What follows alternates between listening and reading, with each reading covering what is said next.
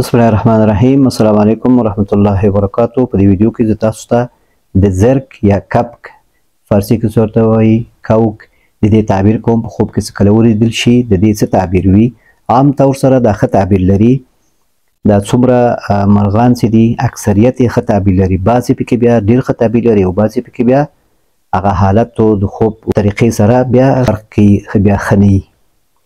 نو دا په آرزوګانو پوره کېدو سره کامیابېدلو باندې تعبیر کېږي. هغه وخت چې کله د زرک یا کپ یا کوکس ورته وایي دا چې کله ښکار کېږي په خوب کې ښکارې کې، یعنې دا ونیسي یا ډس پې وکړي یا دم کې ونیسي، نو دا بیا ښه تعبیر لري. په دې باندې تعبیر کېږي چې آرزو دې پوره کېږي، یو ارمان یو آرزو یو هدف ته دې رسېږي، هغه پوره کېږي او کامیابېږي. او یا داسې وي چې دا الوځي، د الوتلو په وخت کې دې دا ولیده ستا په مخ کې دا والوته، نو معنا دا چې ستا یو آرزو څه ده، ستا یو خواهش یو آرزو یو هدف هغه په پوره کېدو ده، هغه روان ده، انشاءالله پوره کېږي. یعنې ستا قسمت ښه ده، تعلې دې ښه ده چې کله دا کوک یا کپ یا زرک دې په خوب کې ولیده. کېدای شي ته نوي کاروبار شروع کړي او ډېر شیان واخلي، مالک د ډېرو شیانو سي، نو په دې باندې هم تعبیر کېږي. او بیا چې کله د اسانه ترې رانیسي، همداسې لاس اچوي یو چېرته ناست یي ورځې د ښکار او د تکلیف نه بغیر هغه اخلي، نو دا بیا بیخي ښه تعبیر لري. ستا څه کم کار کې ته لګیا یې هغه عملي کېږي، هغه پوره کېږي، هغه سر ته رسېږي. څه کم پروګرام کې دې کم نقشه دې وي، کم ترتیب دې وي، کم کار وي او تا سره ویره وي دا به څنګه کېږي، دې کې تاوان ونه کړي، نو تاوان نه کوي انشاءالله. کار دې په مخکې ځي، سفر مسله یي، کاروبار مسله یي، د واده مسله یي، نو هغه انشاءالله سر ته رسېږي. او بیا د زرک حلالول، کپ دا ذبحه کوي حلالوي په خوب کې، دا په دې باندې تعبیر کېږي چې یو تاوان نه بچ کېږي،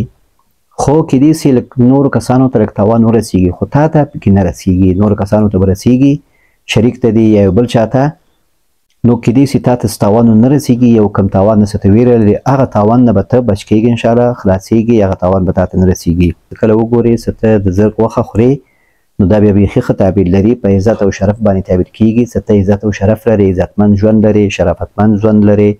او قدرمند ژوند لري. په دې باندې تعبیر کېږي. زرک الوتل په خوب کې دا هم تاسو په اول کې ویلي چې دا هم ښه تعبیر لري. ښه راتلونکی، ښه قسمت، ښه تعلې، ښه بخت په دې باندې تعبیر کېږي. په همدې رابطه باندې یو خوب هم ده. دې نه مخکې چې تاسو ته خوب وایم، یو کس لیدلی د مسافر ده او بیا دغه تعبیر وکړم. نو که چینل کې نوي یاست چینل سبسکرایب کړئ، ویډیوګانې لایک کړئ او ملګرو سره شریک کړئ. که خوب هم لیدلي وي همدغه واتساپ نمبر چې په سکرین کې تاسو ته ښکاري، همدې ماته ولیکئ، پوره اول د خوب آخر د خوب واضح کړئ، د خوب وخت وښیئ، بیا انشاءالله خوب هم ښه تعبیر کېږي. وایي په هوا کې دوه بچي د زرک وینمه، منډې وهم همداسې پټیو کې وایي راونیسمه، یو په لاندې ځای کې په اسانه او بل پسې وایي لږ ټوپ کړم او هغه هم راونیسمه، نو دا ډېر ښه تعبیر لري. دوه زرکان تا نیولي، معنا دا چې دوه کاروبار د انشاءالله کامیابېږي. یو کار کېدای شي ته مسافر یې په هغه ځای کې، یو کار که وطن کې څه پروګرام لرې، آینده برنامه څه لرې، څه وطن کې څه کاروبار کې نور نه ځي، کور کې پاتې کېږي، نو دا دواړه انشاءالله سر ته رسېږي. دا دواړه کارونه دي چې کوم ځای کې ته کوم ملک کې هلته به ستا دا معامله او دا اقامه او دا ټول مسایل سر ته رسېږي په خیر سره. او چې کله ته خپل کور ته ځې هلته تا ته یو ښه قسمت، ښه کاروبار او ښه روزګار به تا ته برابرېږي، نو دا ډېر ښه تعبیر لري. په پټیو کې یې منډې وهلي، دا دوه زرکان تا نیولي دي، نو دا ښه تعبیر لري. د پټۍ د مراد بیا ښځه هم کېدلی شي، ځکه پټي دا په ښځه باندې هم تعبیر کېږي. نو معنا دا خپل څه کم اولاد مسله وي یا کورنۍ نور مسایل وي او ته به هغه کې کوشش کوې چې هغه مسایل حل شي، نو انشاءالله دا مسایل حل کېږي. والله تعالی اعلم. بل خوب ده، وایي خوب مې لیده چې د الله تعالی خوښه وي، وایي داسې مې خوب لیده چې د پاچاهانو سره ناست وم، وایي غونډه وي، هغه غونډه کې وایي ورسره ناست وم د پاچاهانو سره، شپږ یا اووه پاچاهان وي د ملکونو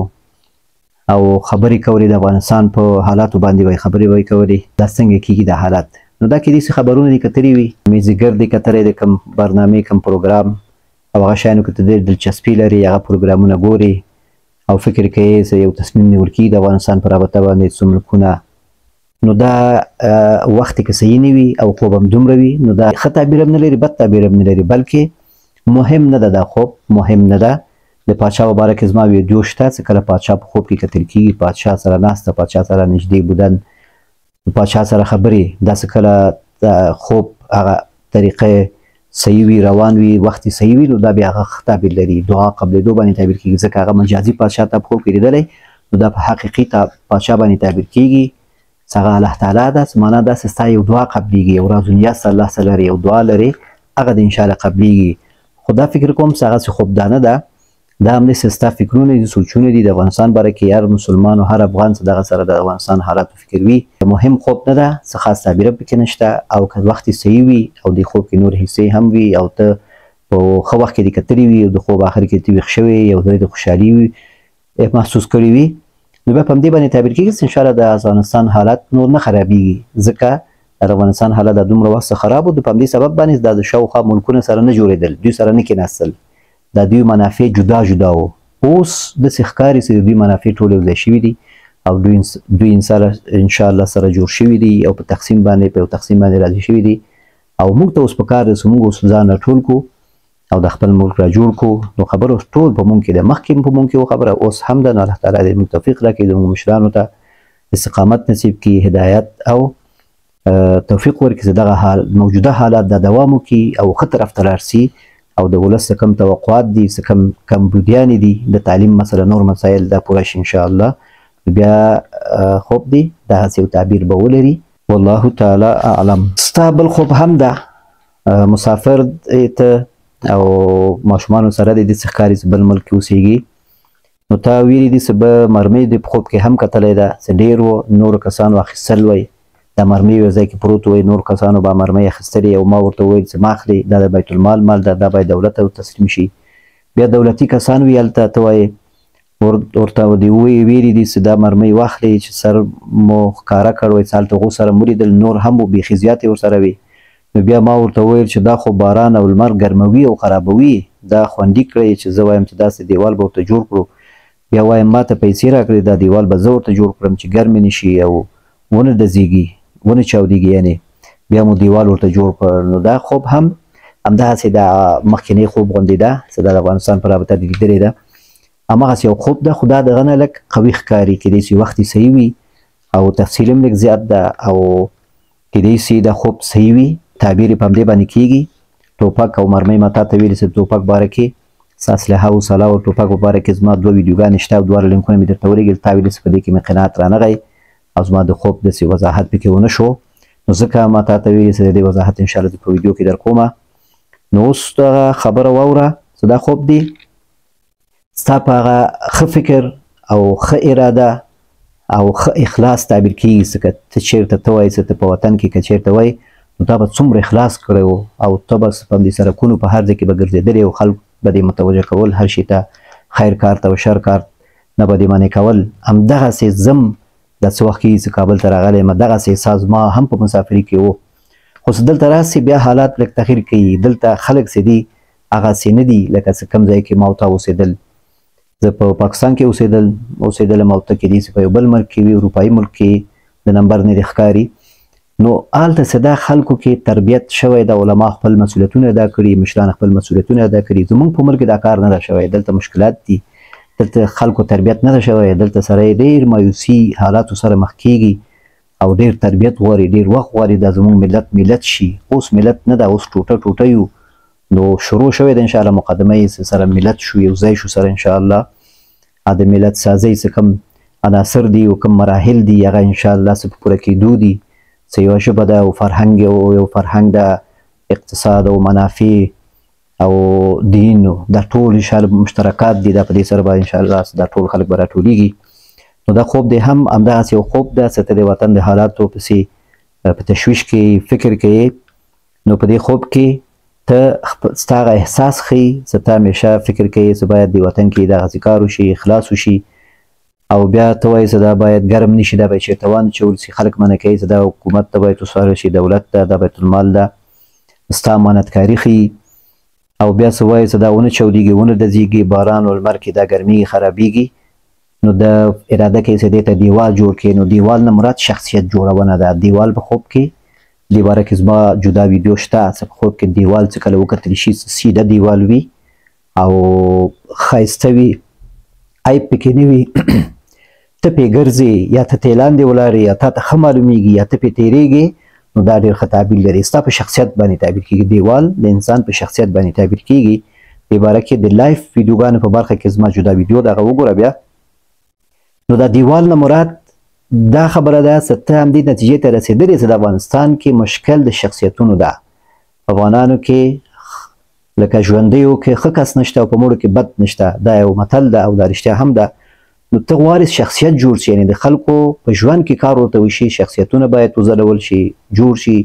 او وړاندې شي جامعې ته او خلک په هغه باندې راټول شي، هغه ته اختیار ورکړل شي، هغه احساس خلکو ته ورکړي د مشري.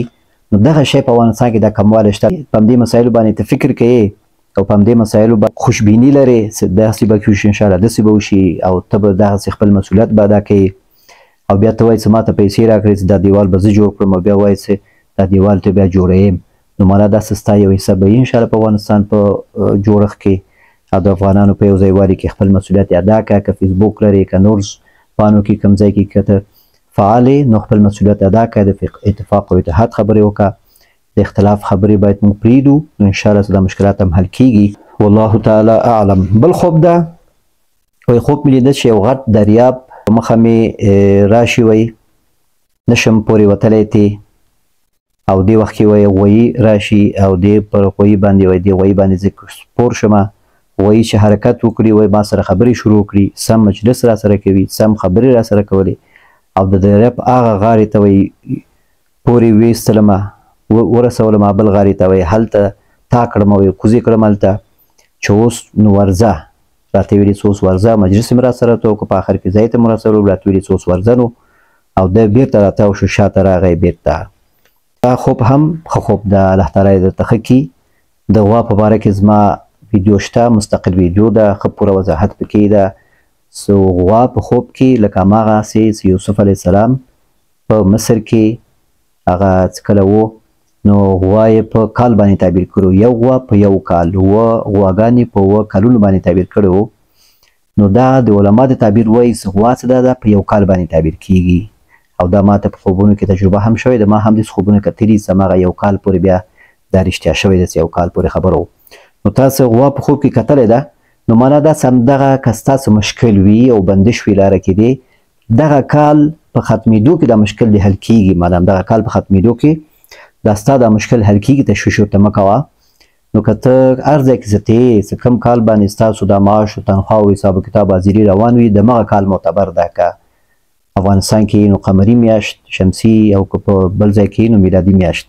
هماغه کال په آخره کې انشاءالله د کال په آخره کې ستا مشکل حل کېږي او تا په مخ کې څه کوم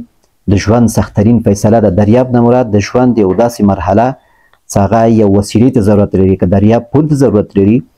نو ژوند یو داسې مرحله چې هغه لږ سخت وي او چې په هغه کې لامبا که څوک زده نو په ډېر سختي سره ځان وباسي او هغه ډېر مهارت غواړي. نو دغسې ستا په ژوند کې یو داسې مرحله چې هغه ډېر مهارت غواړي دغه مرحلې نه وتل او هغه کې ننوتل هم یو تصمیم غواړي چې هغه ته ننوځي، ځان باید برابر کړي. لکه اوبو سره ننوځي نو ځان هر څه ځان لرې کوي. نو دغسې ستا د ژوند کې دا کوم مرحله ده، حساسه مرحله ده، چې ته ورته په تشویش کوي چې دا به څنګه کېږي او ته نشي کولی چې پورې ووځې هغه غاړې ته، نو تا ته دا غوا راځي. نو معنا داسې دغه کال په دغه کال کې په همدې تشویشونو کې په همدې خبرو کې دا مشکل د حل کېږي. تشویش ورته مه کوه، تشویش ورته مه کوه. او داسې ته وایې دا غوا تا سره خبرې کولې، مجلس یې در سره کړی، ښه پوره خبرې در سره کړي، پوره مجلس در سره کړی، دا په دې باندې تعبیر کېږي چې دغه کال دا څومره وخت پاتې ده انشاءالله دې نه وروسته که ته د تنهایي احساس کوې، که ته د یوازیتوب احساس کوې، که ته سره څوک همکاري نه کوي، که ته یوازې، نو دا مشکل دې انشاءالله حل کېږي. دغه کال دا به انشاءالله په دې کې به ښه دوستان ته پیدا کړي، دا باقي مانده کړي او په طریقه باندې ښه په ملګرو سره په یو ځای او په مصروفیاتو باندې به ته روانې او خپل دا مشکل نه وځي او د ژوند د دې سختې مرحلې نه انشاءالله ته تېرېږي. نو دا ډېر زبردست خوب دې کتلی، الله تعالی یې درته ښه کړي. اوس وګوره دا 2 خوبونه نور هم وو، په یو کې ما ویلي چې دا بیخي مناسب نه ده خوب، خو په ظاهره کې خوب نه او دا بل خوب ما ویلي چې لږه کې هغه نه قوي ده. او ستا خوب ته اوس زه فکر کوم زه وایم چې ډېرې خبرې پکې وکړم ځکه ډېر زیات رمزونه پکې دي. دا د غوا خبرې او د غوا تا ته راتګ په دې وخت کې او ستا حیرانتیا او بیا په لږ وخت کې اخوا د تېرول، دا غوا اوس په اوبو لاندې تلی، د اوبو د پاسه تلی، دا اوبه د همدې د پښو په برابر و. نو دا څه رقم حالت ده؟ خو تا دا یو تشریح کړی نه ده، خوب څه کله ما ته وایي نو کوشش وکړئ چې هغه څه کوم احساس په خوب کې تا سره دغه احساس هم ما ته انتقال کړي. ځکه ما د ډېر زیات خوند کوي چې کله یو کس خپل خوب په احساس سره او کوم صحنې لیدي دا ټول شیان ما ته ووایي نو ما ته بیا ډېر تعبیر اسانه کېږي او ډېر خوند ترې اخلم. او څه کله زه بیانوم نو زه وایم چې په دې کې به ډېر زیات زه وغږېږم او هغه کې ما ته ډېر مسایل بیا ښکاري چې دا خوب ما ته وایي نو پوره ووایي، ښه یې ووایي، زبردست طریقې سره بیان کړي نو انشاءالله زبردست تعبیر به م اورئ. نو خبره په دې کې وه چې تاسو خپل خوبونه ما ته وایئ نو صحیح طریقې سره ما ته ووایئ، پوره ووایئ، یا خپل څه کوم احساس ده په خوب کې هغه هم ما ته بیان کړئ او څه کوم شی په زړه کې م ګرځېدلي وي هغه هم ما ته بیان کړئ. څه کله ویښ شوی تا په زړه کې شی ګرځېدلي هغه هم ما ته بیان کړئ. کله کله یو کس خپل خوب تعبیر وکړي، مثلا ووایي چې ما داسې خوب کتلی ده او بیا وروسته مې داسې جګ شوم او شکر مې ویسته او داسې مې ځان سره فکر وکړ، هماغه د خوب تعبیر وي. نو الهام چې دا د خوب تعبیر هم کېدای شي ملک ورته وکړي، دا خوب هم یو ملک وي هغه انسان ته ښیي او بیا کېدای شي هماغه تعبیر ښه نقطه پکې هغوی ته اشاره وکړي چې ته هماغه وخت کې ته خوشحاله سې. ځکه اکثر خلک چې دوی هغوی په مشوره او په خلکو باندې دومره اعتبار نه وي نو هغوی الله تعالی د خوبونو په ذریعه باندې بیا رهنمایي کوي. او ځینې خلک چې بیخي خوب نه ګوري هغه وجه دا وي چې هغوی خپل ژوند کې ترتیبي روان وي، مشوره او هر څه منظم عقلانه کار کوي نو هغو ته هېڅ خوب ضرورت نشته. او دا څوک خوبونه ګوري ټول جذباتي خلک دي، دا جذباتي دي او احساساتي خلک دي، اندکرنج خلک دي او صوفي طبیعت خلک دي، کوشګیر خلک دي. دا کسان بیا خوبونه ډېر ګوري. د خوبونو په ذریعه باندې الله تعالی دوی ته استقامت ورکوي، دوی ته فهم ورکوي، دوی د خپل د ژوند روزګار سره بلدوي، مشکلاتو سره نو دوی ډېر شکونه ولایي. دلته اکثر کسان زما ته خوبونه وایي شکونه کوي